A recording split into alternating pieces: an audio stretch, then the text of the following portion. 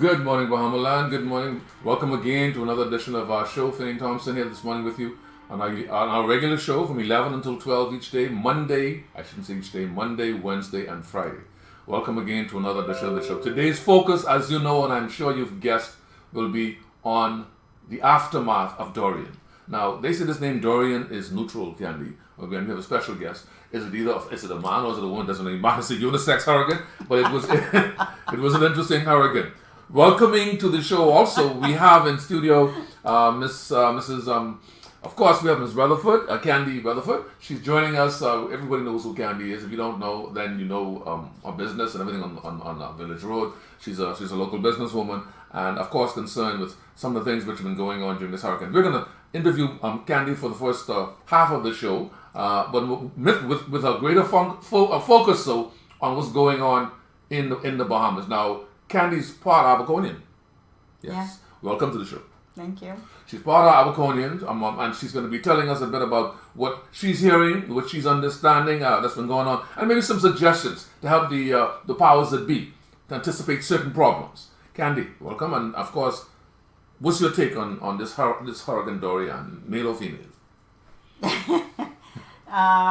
I'm not concerned about the gender. Mm-hmm. I'm concerned about how we conduct ourselves in the aftermath. Mm-hmm. That is my biggest concern, And being in the position I'm in, having family in Abaco and Spanish Wells and, here in Nassau, you hear a lot of things, and unfortunately you can't believe everything you hear.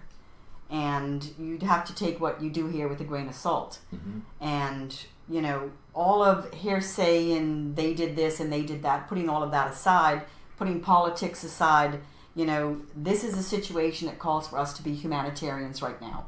Not politicians, not black or white, not Bahamians or Haitians. We are all a part of this. Mm-hmm. Mm-hmm. It affects all of us. Mm-hmm. I've cried my tears.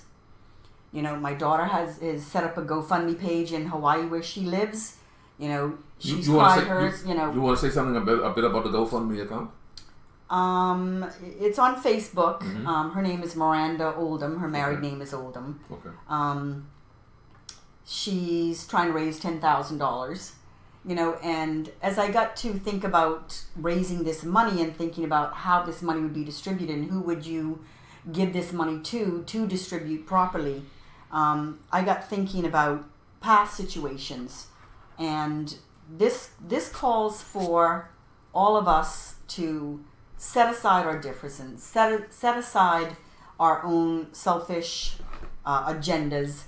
The government needs to make a complete change in policy, cut the red tape, get rid of the red tape. The only things that's necessary right now is when somebody wants to bring something to help us, they're on the ground. You need customs there, and you need the police or the defense force to keep law and order. What have you been hearing? What is your understanding as regards what's going on right now in Abaco? I have received information from numerous sources, including my own daughter-in-law, who has a boat ready in Miami to bring tents and everything here. My son, whose company is getting ready to help with different things. There's all this red tape from the government. One source was told use NEMA. I'm sorry. No offense to NEMA. They have their purpose. They have their goals. Mm-hmm. By all means, continue them.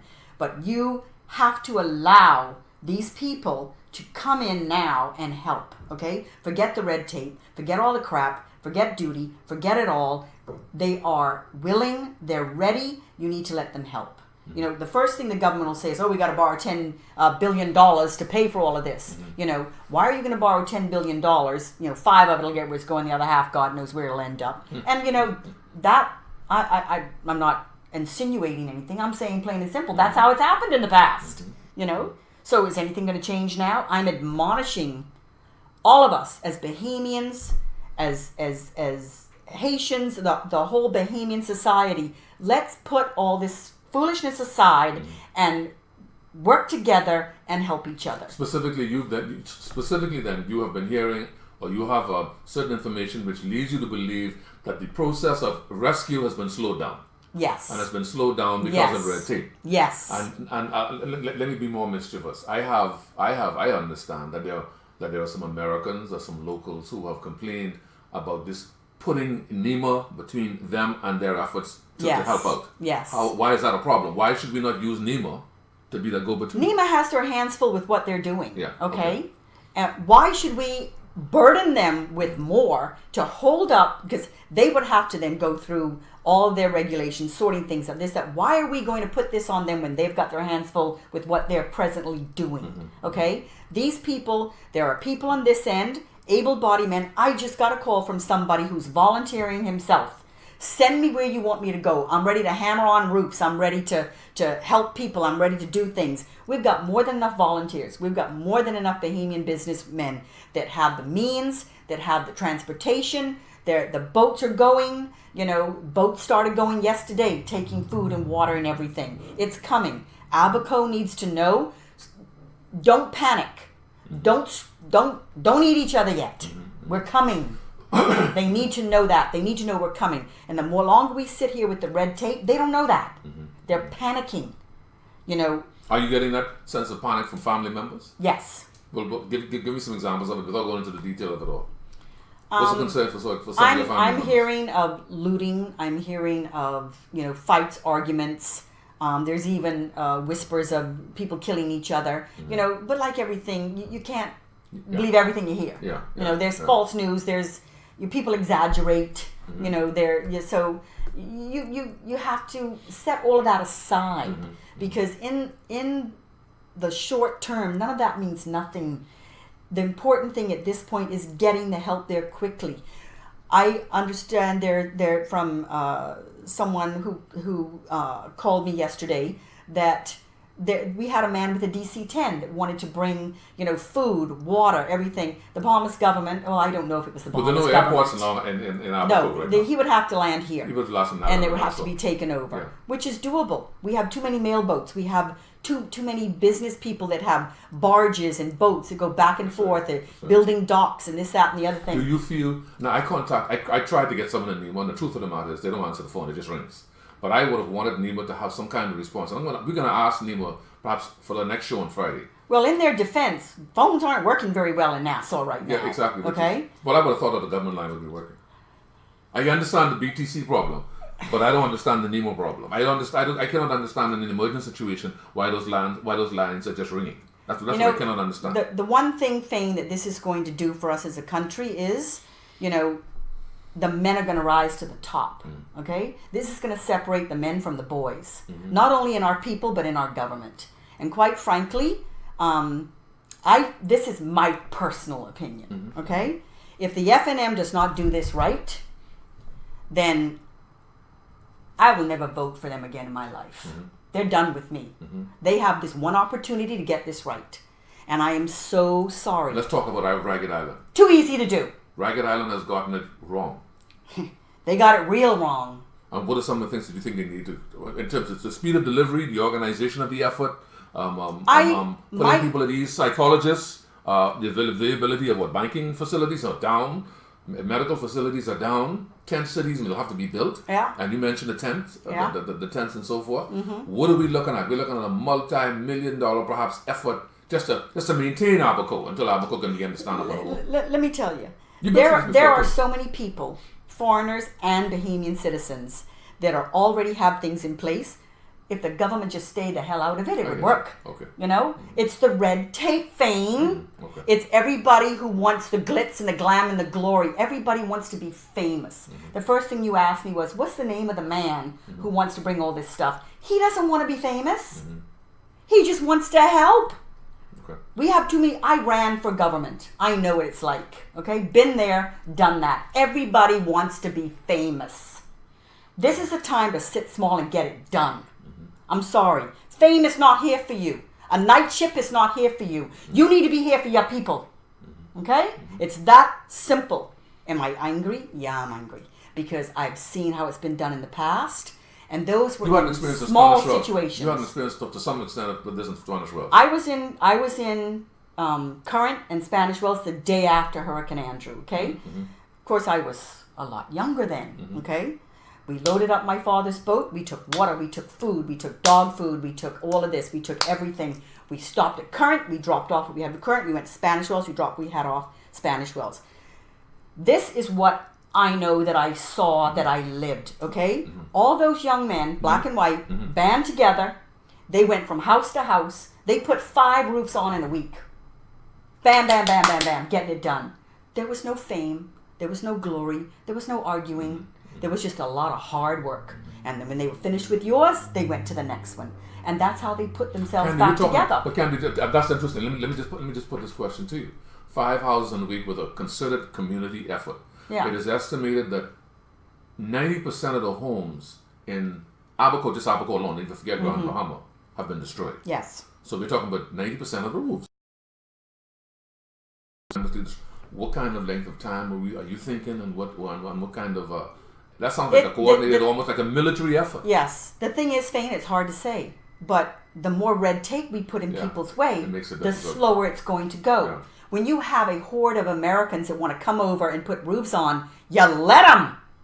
It's that simple. I think the Prime Minister has indicated to be complete that he's relaxed certain entry. And so I think it's VAT, and I think it's stamped. All of it needs to go. Okay, these people are giving their time. They're giving their money. Yeah. They're buying the stuff in America, and they're bringing it here. This is not a time for the Bahamas government to make VAT or duty. Okay, hello, forget about it. Yeah, I think one practical difficulty may be, like you say, Gandhi, if you can't come into Grand Bahama, or if you can't come into they have to come here, and they have to be boated over that's until the runway is cleared and everything else. So in which case, they would have to be able to identify who's coming into Nassau and subject to duty. Well, this is where customs and the police or the defense force come in. And get it together. But, you have to you can't let them bring in bales of marijuana, for God's sakes. So there has to be some kind of, overseeing of what is happening. But let's speed it up. Let's get it done. Okay. Let's get it done. People are going to be starving. Yeah. You're going to cause arguments. You're going to cause fights. You're going to cause killing. You're going to be the reason that this thing turns bad. Get rid of the red tape. Let's get it done. Let's get these people in here. They know, don't come bring your food. If you don't have your food to eat, don't come expecting food from us. You let them know these are the criteria. You've got to understand bring your sleeping bag. In the Abacos, well, these people that are coming, they're coming on boats that they can sleep on themselves, But you have to understand, in the Abacos, just like in Eleuthera, you've got a huge expat community. And these people love their second home. They love their second country. They are tripping over themselves to help where they can. And the more obstacles we put in their way, that slows it down, number one. I'm just trying to think, how do you coordinate that outside being at the government level? Because it seems to me that it may just very well have to be whatever buck up goes. In many ways, Abaconians, really in Grand Bahama, to take charge of this process. The government is too... There are people in the ground that are quite capable of taking charge of this process. Are you familiar with the effort by Head Nose? Yes. And what of any efforts do you know of that they're involved in, or others are involved in, that you perhaps want to say something about? Well, I know Gina she's already collecting and doing and whatever, and they plan to go over themselves. And I'm assuming too that just like all these people volunteering, they have people that have volunteered to go over. And for instance, I'll take my cousin's house, just her house. Okay, she still has electricity. She has a generator. It's running. Her roof is damaged. Both ends. One end is down. The other, the center. She told my mother last night. She says, we can live in the middle. We just can't live in either end. Her house is fixable. Get it fixed. She is a center point. Once her house is fixed, somebody that's homeless, they're going to... let me tell you, Abaco people? Man, you don't mess with Abaco people. It's not going to take long for Abaco to be... What? No.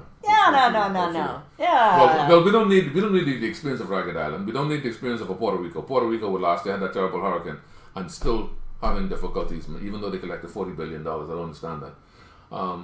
They're having difficulties in terms of putting the community back on its feet. But Abaco truly is an exceptional place. It's like some places in the Bahamas. Don't expect them to sit back and wait for you. No, they're not going to sit down. They're not. Because and you got to understand. There's a lot of family between Eleuthera and Abaco over the years. Myself, I'm one of them. And you got two sets of people that just don't play. Eleuthera people don't play, and Abaco people don't play. They will put themselves back together. Fayne. It will take. You have to start somewhere. Yeah. You have to pick a place and you have to start. There's no sense in looking at it as a whole and saying, oh my God, this will never happen? Yes, it will. You just have to pick a place and start. We have had Candy Rutherford. In fact, as soon as you, we should mention Grand Bahama.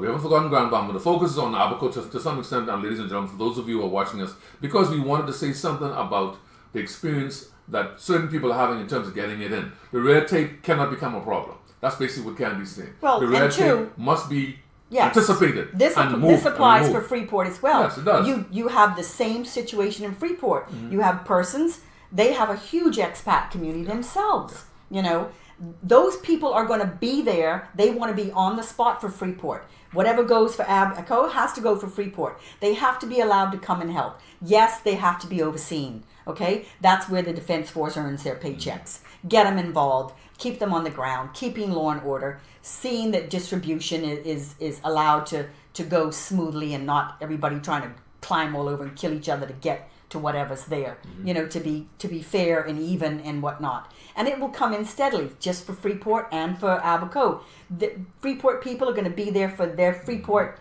friends. That you know, just like Abaco's going to be. The red tape has to get rid of. Okay, this is where the government can step in and make this easy to happen. Because when these people come and they help us put ourselves back together, that's less of a financial burden on us, and that's even more reason to accept their hospitality and allow them to give it easily and freely. Okay, because when you put obstacles in their way, you know, you diminish their enthusiasm and their heartfelt, you know, need and want to help. Okay, it's like slapping them in the face, and you just that's not right. Okay, that part needs to go away.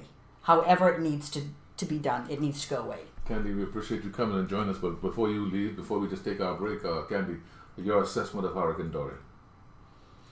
I remember a time, Candy, I don't know, in terms of in my life, when we didn't have to anticipate monster hurricanes. We didn't have to worry about death being a certainty. Are these hurricanes so bad now that it may very well be that it threatens a change of lifestyle and the way we build, etc., etc., etc. in the country? Well, I'll tell you, Fayne, in Hurricane Andrew, the English Navy clocked the winds and their wind speed thing broke. Okay, I've had family members tell me that we had winds of 290 miles an hour in Hurricane Andrew. My mother's house in Spanish Wells is almost 100 years old, and it's built out of wood. And there wasn't a shingle lost off the roof. Now, there was a tornado, came in one window, turned the furniture up like this, dropped it right in the middle of the room, and went out another window. Okay? It's how we build. And unfortunately, I think in the last 50, 40 years, we have become lazy. We have allowed expense to dictate. We have allowed bribes, God forgive me for saying it, to dictate how things happen. And in terms of building codes. They've been lessened, and in the islands, you built a house, you had to put in a rainwater well. You know, well, our house still has a rainwater well. You know, we have forgotten what hurricanes do to us. Look at the hurricane of 1919. Look at the hurricane of 1932. In Abaco, just for instance, Graham's great-great-grandfather... Graham Rutherford. Yes. His house... Now, this is how watertight this wooden house was built. Okay? And up until Dorian, the house was still standing. I don't know now. But the house literally floated, came off of its pilings, and floated up the hill.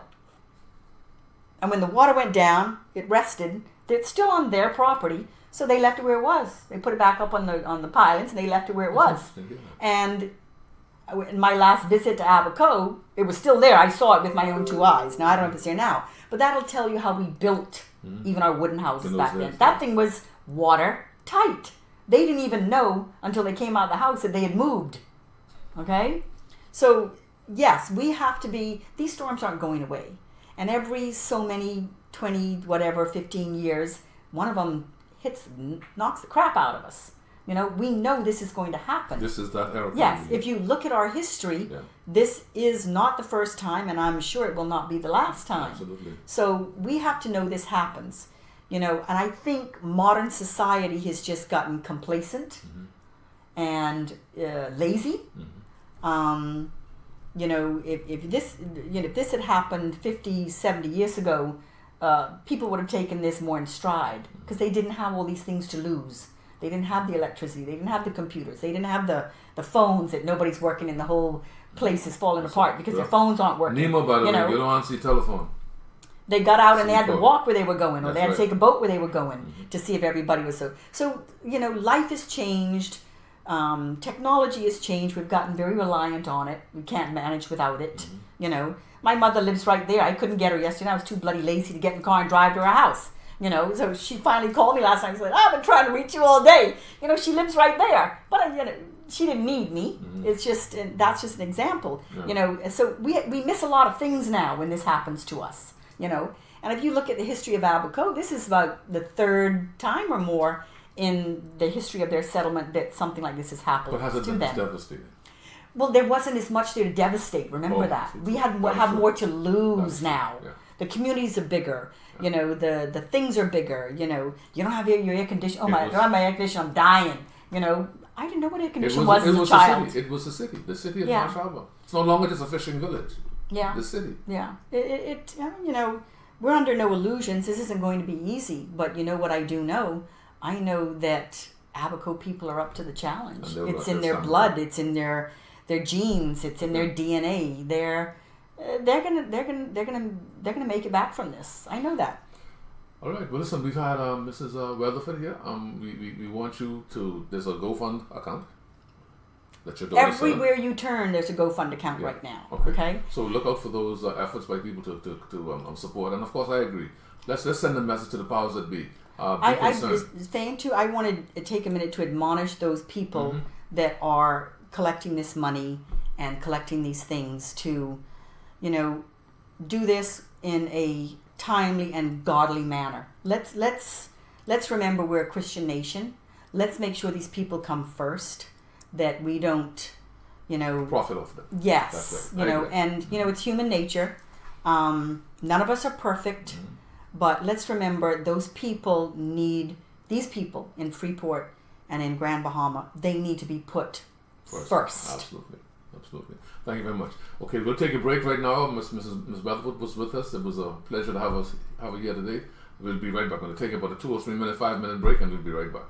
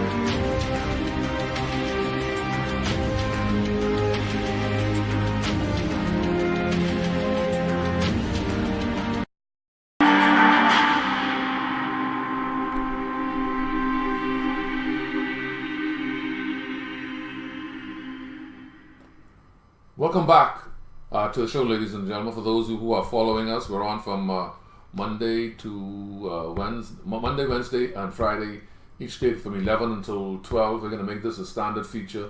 We hope to expand to YouTube, and with the support of those of you out there who like this type of programming, tune in. You may enjoy it. We want to make it a formalized event which goes on, something that you would enjoy and something that would be informative. First and foremost, my focus is not going to be like most others. It's going to be very informal, hopefully, and we're going to try to talk about things that interest you. Now, we invite your comments. So if there are any comments, please let us know. We can respond to your comments. Mr. Producer, just let me know if there are any comments. Any comments, any questions, we can also, we have no difficulty in terms of addressing them. Let me also say that this show is a focus not just on the hurricane and Abaco, it's also a focus on hurricanes and on what's going on in the Commonwealth of the Bahamas. In my view, hurricanes are very complicated places, complicated spots when it comes to what happens before, during, and after. The aftermath of a hurricane is as important, in fact, as the so-called event itself. But we encourage those of you who set up GoFundMe accounts to let us know. We can announce them. Ms. Rutherford just referred to one recently and locally. There's some GoFundMe accounts. We encourage the public to support efforts like Head Knowles, who's been doing such a great job with hurricanes. That group just does not play. They get the job done, and in terms of collecting in hurricane efforts. So that's the kind of thing that we want people to focus on in the aftermath of Dorian. Hurricanes are very complicated weather formations, but the funny thing is they are necessary. It's unfortunate that people don't know that, but hurricanes are really complicated weather systems that help balance the Earth's temperatures. Let me say that again. Hurricanes help to balance the Earth's temperatures, and it moves needed moisture around certain parts of the world. They are big fans. And if you don't believe in the power of a greater force, I'm not going to say God and make this thing a specific thing to some religion. If you don't believe in the existence of intelligent design and a greater and more powerful source, then you must believe that intelligence exists because of hurricanes. They are great fans which exist to keep the Earth and its complicated weather systems cooled. It facilitates the changes of seasons. Hurricanes are more than just nuisances. So when you have things going on let's say by President Trump talking about nuking, putting a nuclear bomb in a hurricane to stop it, it shows you how ignorant human beings are. To use a nuclear entity to stop a hurricane from taking place. It's unfortunate they are changing. Weather and climate change has made them a bit more deadly, it seems. If you believe in climate change and the greenhouse effect, which seems to be enveloping the Earth, then we are dealing with hurricanes which now have a greater source of power from the sea, and then are more powerful and more vicious and more multiple and greater in frequency. So hurricanes are very complicated weather systems. And if we find, the only way we could really find to deal with them is to try to take care of Mother Earth. It's as simple as that. Dorian is a result of Mother Earth's fury and the cooling, I should say, the warming up of Earth's temperatures. In part, but otherwise they are as necessary as the sunrise. And that's hard to say. We thank Mrs. Rutherford for joining us today. She gave us an insight into how this particular one great fan, known as Hurricane Dorian, came, saw Abaco, and conquered Abaco and Grand Bahama. We're still hearing the stories, and you've been seeing the videos being looped behind me during the show. These videos show utter and complete destruction. One loop of that particular one that you're now looking at is the Freeport police station. Brand new, you might as well say. Cars underwater. Mother Nature respects no man, no woman. Mother Nature simply comes and does what it has to do. But that particular event, as existential as this comment may be, is as necessary as the rise of the sun each day. And the need for rain to replenish the Earth's food supply. Hurricanes are essential. So we have to find better ways to cope with them. We can't find a way to nuke them. That's the lunacy of one particular president. We can't find ways to ignore them, because they will not be ignored. So hurricanes are essential component parts of what makes the human experience the human experience.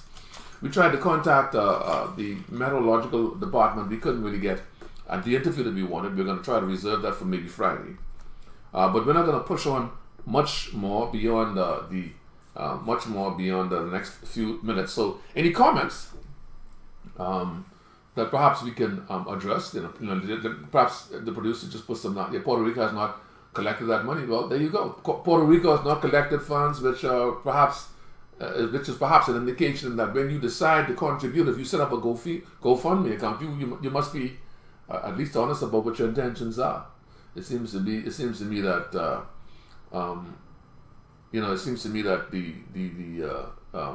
the challenges are great. Thank you for leaving the idea that a hurricane is punishment out of it. Listen, Keisha Barrett, I'm like you. Keisha, let me tell you one story. When I heard the nonsense, I could cuss on this show, but I ain't gonna cuss. When I heard the foolishness, I can say Nani, that a hurricane is a punishment from God, I just shook my head. Because the ignorant fools, I'm gonna say it, you ignorant fools who say that should know better. A hurricane is not a punishment from God. It is as necessary as the sunrise. It is as important as a breeze. It's just a very massive breeze. You see, this breeze is not having any regard for little Fayne or Fayne's family in the Commonwealth of the Bahamas. This breeze is about changing or impacting the cooling of the Earth's core, the Earth's temperatures, facilitating the change of weather. So no, I'm not going to say that kind of ignorance. I've heard it. I've heard it many times. God is punishing Grand Bahama. God is punishing Abaco for its deeds. Nonsense! Nonsense! Nonsense! And I call you ignorant if you repeat that foolishness. You are a dumb and stupid, ignorant person to say that. Because somehow it makes Bahamians believe that they're responsible for the so-called hurricane visiting the Bahamas. That hurricane didn't say, okay, I'm going to the Bahamas, in particular Abaco and Grand Bahama, to destroy their people because they like too much sex. That's not what that hurricane was about.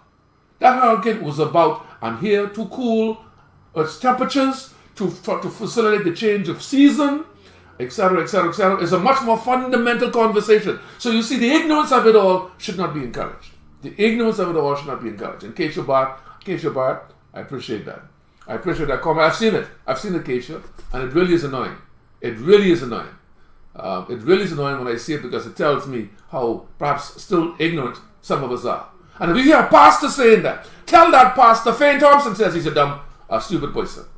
Please, tell that pastor Fayne Thompson says that he's a dumb, silly person. I've heard all sorts of ignorant things about hurricanes. Hurricanes are important. So there you go. We've had now a focus on Hurricane Dorian, and we're going to continue hopefully with someone on Friday who's going to say more about the science of it all, and it's going to be important. It's going to be important that we deal with that. Now, I'm an American, but I have a heart for the Bahamas because I've been to Nassau with a former friend several times. Such a beautiful people. We thank you very much for that, Keisha. It doesn't help to make people feel like they have caused destruction by not being godlike enough. Keisha, hallelujah and amen. Amen and hallelujah. You've hit the nail on the head. And thank you, because that's my thinking. You know, when I saw it the other night, when I heard, you hear the stories on the radio stations repeating the same filth. It's filth, Keisha, but it's about education. Our people still believe that we live in a world of mythology and make-believe. Some of them genuinely believe that God is punishing us. And if Bahamians continue with that self-hatred, that self-negation of believing in these lies, then we're in trouble. Hurricanes can be a bit. We have to anticipate. We need better building codes. We need to be able to anticipate mobilizing evacuations of these islands. We need to find ways to assist people to put them back on their feet. And at the end of the day, we need to find ways to facilitate rescue. If that's going to be what happens, we need to facilitate rescue at the end of the day. So I want to say to you that today's show, we're going to be asking for you to chime in and comment if you want. A month once the show is ended, we're going to be back here on Friday at 11 until 12, and we encourage you to join us. Hurricane Dorian came to the Bahamas and decided to have its way. Now, the truth of the matter is we cannot personify a hurricane known as Dorian, because in many ways when you personify these events, you give them human qualities. So our human qualities of anger, hatred, revenge, and so forth interpolated into a conversation which should not be personified in human terms. Dorian was not human in any way, shape, or form. Dorian was not ordained to us from hell. Dorian was not manifested by the greatness of some deity. Dorian is Mother Nature, the raw power of nature. And we was trying to understand Dorian in scientific terms. And we have to demythologize the conversation, make it something that Bahamians could understand. Look at the images. That is the power and force of nature. Look at the images. That is the statement about why we must build better, and we must prepare better for this particular aftermath. Now, by then, a lot more news will be out. We'll have some more photographs. We don't know what the death count is yet. I understand some people are saying as many as 50 are dead. That's the allegation. As many as 50 are dead. The government is being very circumspect because normally now, when people disappear, this is the legal advice that you're going to get, free of charge right now. When people disappear, you really cannot declare them dead for technically 7 years. So if someone has disappeared, unless you find the body, that person is missing. And the technical and legal statement that a person is dead is a legal phenomenon. This is the problem. So the government is correct. We cannot rush to say this person is dead because that person cannot be found. Or that person is deceased because that person cannot be found. That person they have decided they want to take off and just go somewhere different. So there are some technical difficulties. And I agree with the Prime Minister. Before one can say that if a person cannot be found, that person is deceased. It's a very careful process you have to go through before that determination is made. And I applaud what appears to be the government's effort so far. The Americans have stepped up. We know that Big Brothers have stepped up. But Grand Bahama City, my daughter lives in Grand Bahama. And she told me 2 nights ago, I am stressed. She said, I'm stressed. And her 2 sons, my grandsons, were with her. I saw a video. In fact, she sent me a video of him, of her husband carrying one of the boys, moving him from the home where they live to another location. And I said, listen, look at that, look at that, look at that. My little grandson has to deal with the reality of life. That's the nature of where we live in this particular world, the Caribbean. Northern Basin, some say. Graham will say the Atlantic Ocean. It doesn't matter where we live because we all now need each other. And you go from there. Finally, let me just talk a bit about mandatory evacuation. I'm going to disagree with the government on this one. I don't think that in the midst of the so-called crisis that it was necessary to even mention evacuation law. That's respectfully absolutely unnecessary. I get it that you are doing so because you want to have the law in place in the event that an officer has to say, well, madam, I'm walking away from this house. The law allows me to walk away from this house if you refuse to come with me. But Bahamians, citizens cannot be forced to go anywhere if they don't wish to go there. So there you go. There's some of the issues we've dealt with today. Friday's going to be a lot more detailed, more interesting, because we're going to get to the point of dealing with this point, that point, and all the other points. Thank you very much again, Mrs. Rutherford. Thank you to the producer. If you want to continue supporting us, we're here from 11 until 12, Monday, Wednesday, and Friday. 465-0131, or we're going to have another number for you to contact. We're on Viber, we're on WhatsApp. You can always contact us, and we appreciate those who tune in. We hope the show has been informative. God bless and keep safe as we move forward the Commonwealth of the Bahamas.